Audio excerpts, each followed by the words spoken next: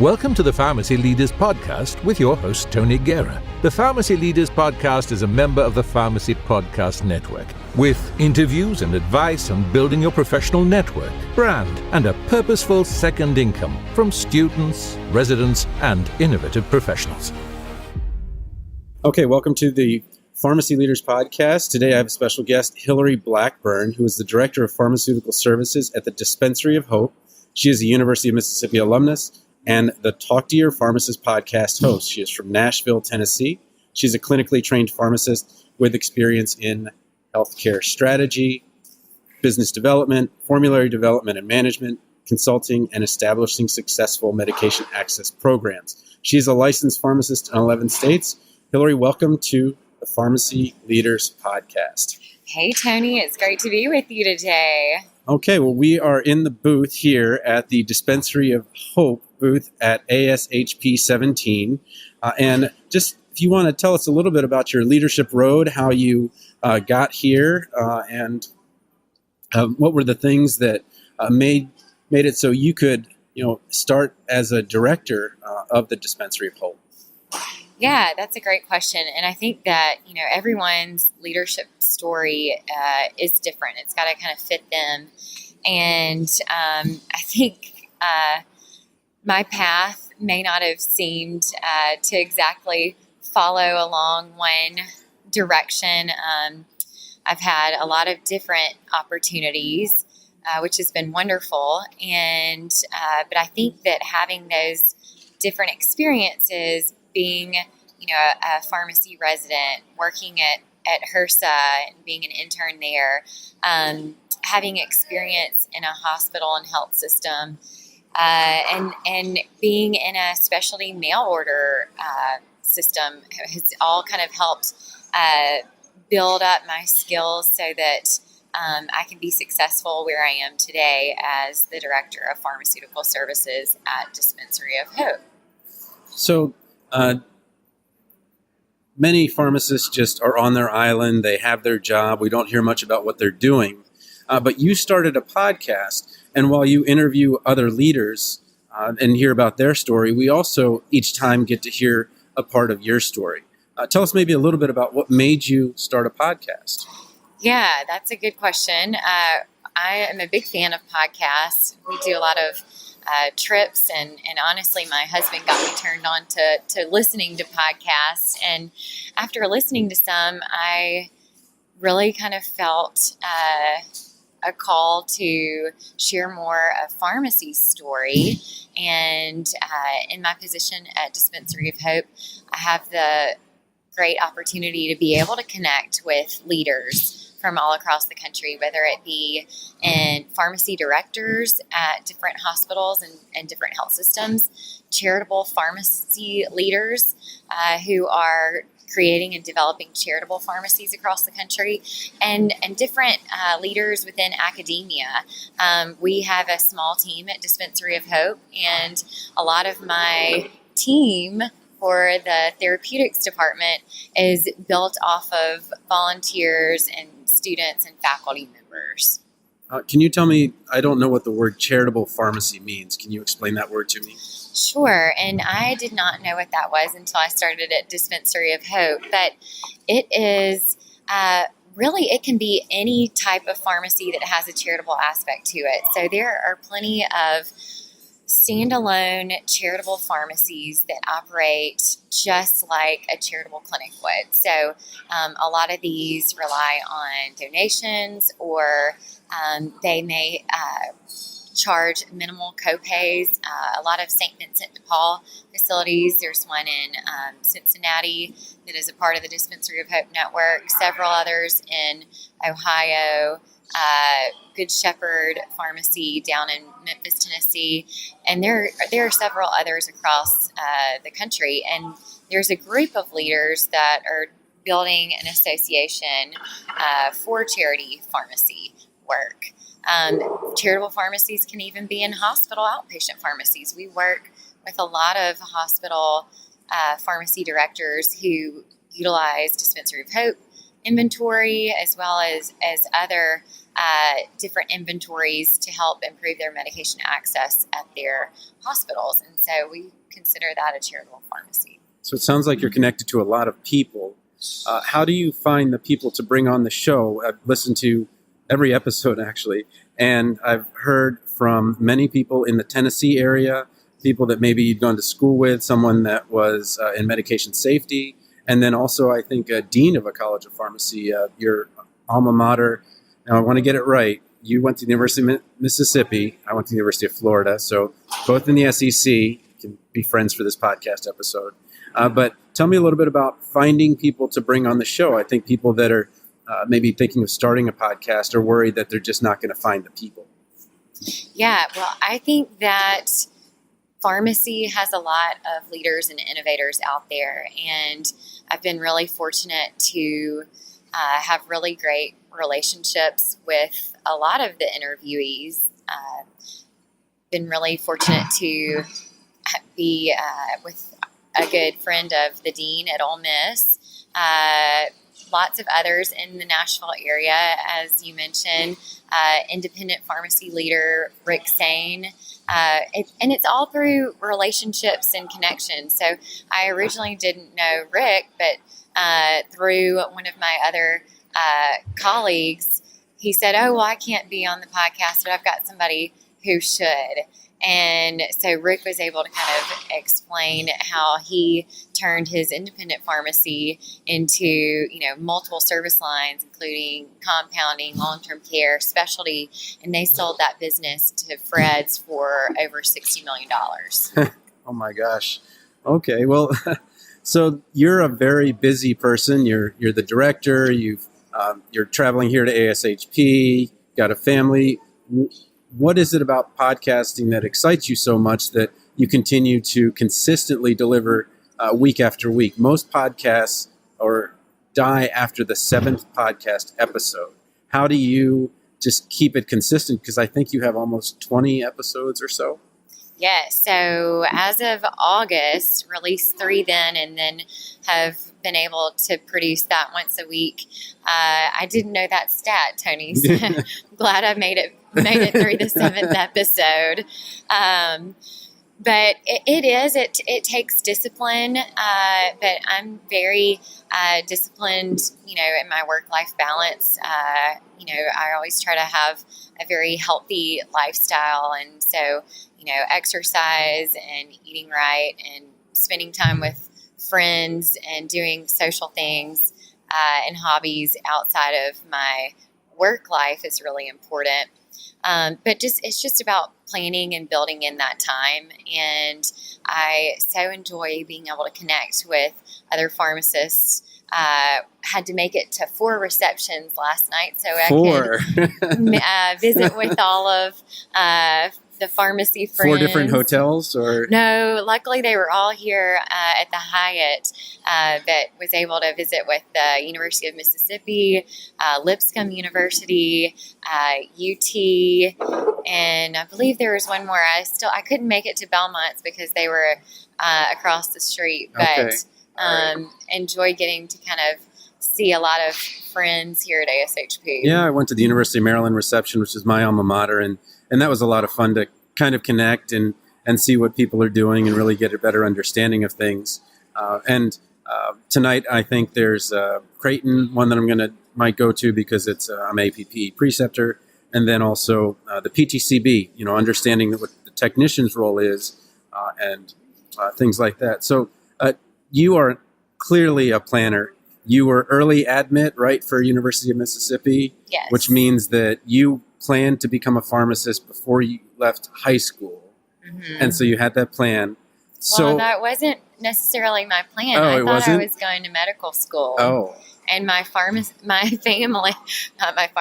family encouraged me to pursue the pharmacy early entry. I met the former dean of students, Marvin Wilson, at a Scholars Day, and he kind of come to pharmacy school. And so I'm glad that, God kind of opened up that door and led me down that path. How did you meet them? Are you a native Mississippian or are you a native Tennessean?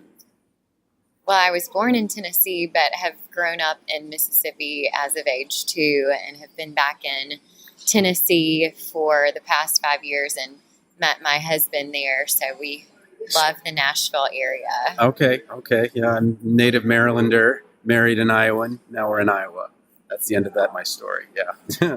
Okay. Well, so what I wanted to get to with the planning was, so you planned things out. It took a little bit of a turn, but then you continued to plan, go through this curriculum, and then you volunteered at Dispensary of Hope, and are now the director. How do volunteer opportunities pop up, and how do you fit them into what might be something that's planned or unplanned? Yeah, that's a great question. I think that volunteerism and giving back to others is really why I even chose a profession of the profession of pharmacy. And I love being able to engage with the community. I'm involved in the Junior League of Nashville, also on the board for the ballet. Yes, so we have a really wonderful ballet in Nashville, and I love being able to give back to other organizations and being able to kind of connect with young pharmacists, pharmacy students, and be able to be a preceptor for some of those schools in Nashville. Well, tell me a little bit about the Junior League and then the board. These seems like high-end positions. I guess I would expect someone at 20 years into their career on those kinds of positions. How do you get on the board of the Nashville Ballet, and you didn't graduate 20 years ago? Well, there is a Friends board, which is the more like young professional side. Okay. So there's a board, which are typically more tenured, experienced givers of their time and of other resources. But being a member of Friends for a couple of years, chairing the Ballet Ball, which is a big charity event in Nashville. My sister-in-law chaired the Big Ball, and my husband and I co-chaired the Late Party, which again is for the younger professionals. Okay. No, it just it seems that you're continuing to rise, and now you're really part of the Nashville fabric, really ingrained in, I want to say town, but my wife and I went there, and it is a very, very large city. So volunteerism, how did it actually lead, though, to your current position? Because you volunteered where you were, and then how did that become a directorship? Yeah, that's a great question. And I would encourage others, whether they're students or pharmacists, to volunteer, because you never know when an opportunity might turn into a position.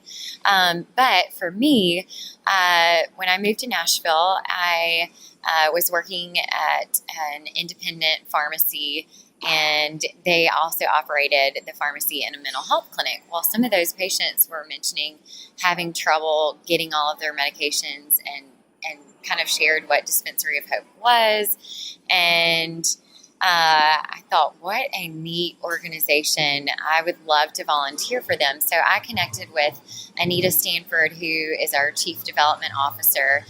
She's also a nurse by training, and they did not have a pharmacist on their team. So we are a charitable medication distributor, Dispensary of Hope. Without a pharmacist. Yes. And so, but pharmacists, as you know, are very expensive.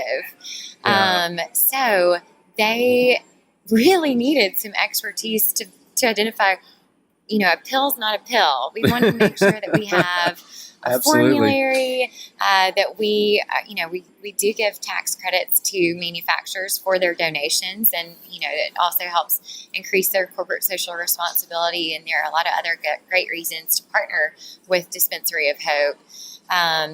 But being able to pick the right drugs, so that we're maintaining a lean inventory, so that we're getting the drugs that the patients who are most in need can get access to, is a really important. So I was able to do that work on a volunteer basis, kind of updating their formulary on maybe a biannual basis, and they were able to get funding and reached out to me, and I applied for the position, and it was a new position, and I've really been able to grow it and now lead our research at Dispensary of Hope. We've got some really great partnerships with the advisory board company, working to develop a partnership with the University of Mississippi's School of Population Health. That's a really big area of need and intersects nicely with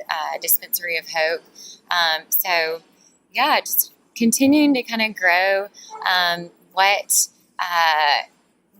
the clinical impact and outcomes are really going to be for our organization. It's not just about, we get donations of meds and we distribute them. We really want to be able to impact lives and improve those health outcomes. So tell me a little bit about the residency that you did.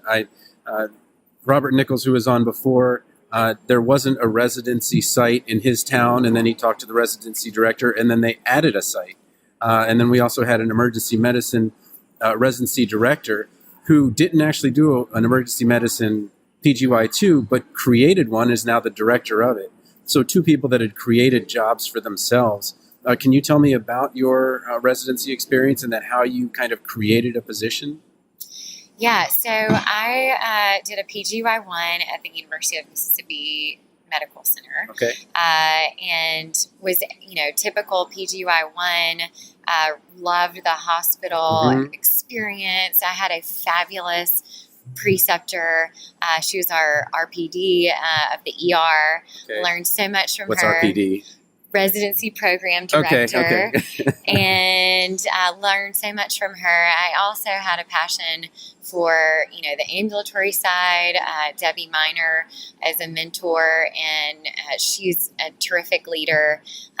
She helped start the Know Your Numbers for the American Heart Association. A lot of really excellent preceptors to learn from down there. And so that, I think doing a residency, in school, we're kind of all told to, you've got to practice your clinical skills. Sure, yeah. And I'm glad that I pursued that because it really prepared me to be able to do really anything. So I think you learn a lot of skills as a resident. It builds your confidence. It really hones those clinical skills. And so you really can kind of use that foundation to maybe work for a health plan or work for, a government agency or a health system or really wherever you kind of want to take that. I guess my concern is that many pharmacy students are introverts. You don't pass organic chemistry 1 and 2 and have an amazing social life, at least in some senses. Could you maybe give some tips to those people who are a little more introverted that they would make great residents or they have great knowledge, but what residencies are looking for over and over again, I'm hearing, is those communication skills. So maybe on paper, they're great, and then the interview comes and that might be something that would be a barrier for them. How can you maybe coach an introvert, or what skills did you develop maybe at the University of Mississippi to make you such an articulate communicator? Well, thank you for that, Tony.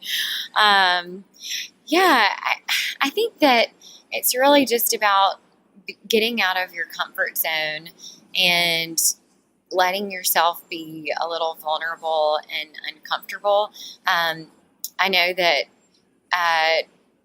in the past, I would have been too shy to go up and meet a dean of a college or go up and talk to somebody. But, they're just a person, and, it's great for you to just be able to introduce yourself and say, hey, I'm Hillary. Love what you do. I'm working, go approach those speakers after presentations, connect with them on LinkedIn. Don't be a stalker, but that's how we met. But definitely, I think it's great. Building relationships is really important. And I know that everyone always hears that pharmacy is a small world. And it really is. And I think that going back when I was in school, I was at Ole Miss while I was in pharmacy school, and it was very hard to balance because I wanted to do the sorority life. Okay. And so a lot of my friends in college were in my sorority. So I, kind of had that separation. And then the other side was pharmacy school. And so I think that, blending, friendships, relationships in your professional life is just really important. Yeah, I did the same thing you did. I went to an SEC school, went to one of those large fraternities, and then when I went to pharmacy school, we had somebody on earlier, Jacqueline Haremka, who's a D1 athlete, and all of her contacts and friends were D1 athletes. And then she went to pharmacy school and realized that in her second year in, wow, all my friends are D1 athletes, and now I'm not an athlete. Well, yeah. She was still an athlete, but yeah. And so I understand those relationships, and maybe it's building those relationships and being in those societies that allows you the opportunities to do the public speaking, to meet those other leaders. So you did something, and it was because maybe you had it tied to mail order, but how do you pass the MJPE 11 times? Some people struggle with just that one time. Can you give maybe just a test prep tip or two? Yeah, it's a hard exam, and I'll tell you that I've heard that the NAPLEX is also getting harder and harder. 6 hours now. So, So, of course, making sure that you're prepared with all the federal laws, with that federal law book, it was number one. I think that there's also maybe like a Help Pass MJPE, or there's a really great study guide, and it's state by state specific. Okay. That's what I used in our team at Metro Medical, where I was a pharmacist for the specialty mail order. We all kind of were able to share those resources, but I don't know if there was any one tip, but hopefully those two kind of resources would be helpful. Okay. Well, let's go a little bit back to Dispensary of Hope. In Iowa, we have SafeNet, which is John Rosemond is the director there, and his wife Amanda is on my is a chair on my advisory board. So we have that connection, and I was able to tour it and see what they do. And they found that giving these medications to patients tremendously changes the number of readmit rates and is so important for the system. Can you explain medication access? Because I feel like we're really, I don't know how much we get of that in pharmacy school. Yeah, so that's great that you mentioned that, because intuitively we all should know that when patients are taking their medication, they're going to be healthier. And we see that, non-adherence is $100 to $300 billion healthcare cost. But that can be due to a number of reasons.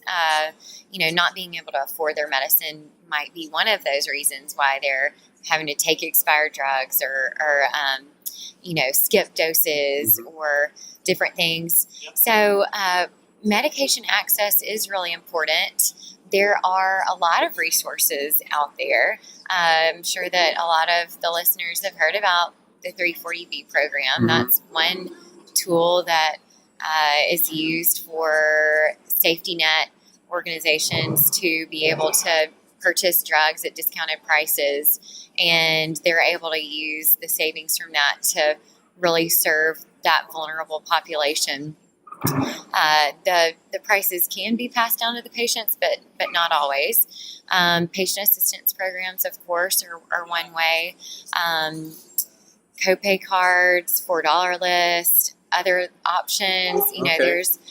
It's kind of, you've got to have an arsenal. So Dispensary of Hope is one of those tools in your toolkit to kind of really help patients get access to medicine. I don't know how many times, a pharmacist may be standing there in kind of the retail setting, and a patient comes up and you tell them their copay or the price of the medicine, and they have to walk away, or you're kind of stuck without other resources to help them. So I think, not only do we really need to know the side effects and patient counseling and all of those important tips that we as pharmacists share with patients, but how, patients might be able to get those, because, drug prices is definitely a hot topic right now. Sure. And so I think as we move towards more of value-based care and looking at population health, I think that pharmacy can really play a leadership role in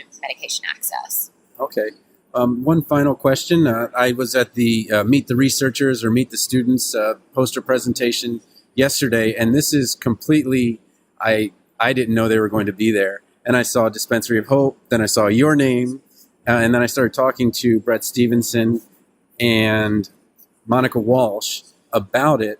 So you're a preceptor. Tell me how students, P4s, Brett is a P4, Monica P3, are fitting into not only part of Dispensary of Hope and helping, but also how are they getting the word back to their colleges about it? Yeah, so we have really great relationships with all three of the schools in Nashville, Lipscomb University, where Brett and Monica attend, Belmont University, and UT Health Sciences Center. They have a satellite campus in Nashville. And I've been able to develop really great relationships with all of those, and they've had long-standing relationships with Dispensary of Hope. They have, missional aspects to their organizations, and so it's always been a really nice fit. But since I've been on board for the past 2 years, I've really encouraged the opportunities for students, whether that be working on different projects that we have, or hopefully some other research opportunities, because it's a really great way, as you know, for them to be able to kind of gain experience. And looks great, of course, as they're looking to apply for residencies and fellowships. Brett's looking for some fellowships in health outcomes field. So I think just kind of looking for those win-win opportunities is something that is great to kind of develop and establish those partnerships with schools. Great. Well, just 3 questions at the end here. What's a habit that you have to keep your work on track? What's a daily habit that keeps you organized? It keeps me organized.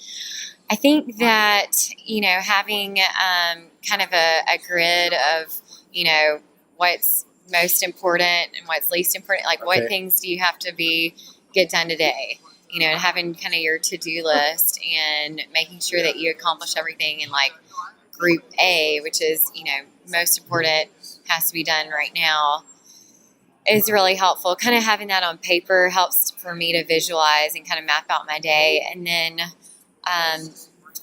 not being on email all day long. I think in this day and age, we do rely on email a lot for communication, but really trying, if you're focusing on a project, having kind of the email down so that I can really stay focused helps me to kind of stay on track and not get distracted. Okay. What's the best career advice you've ever given or received?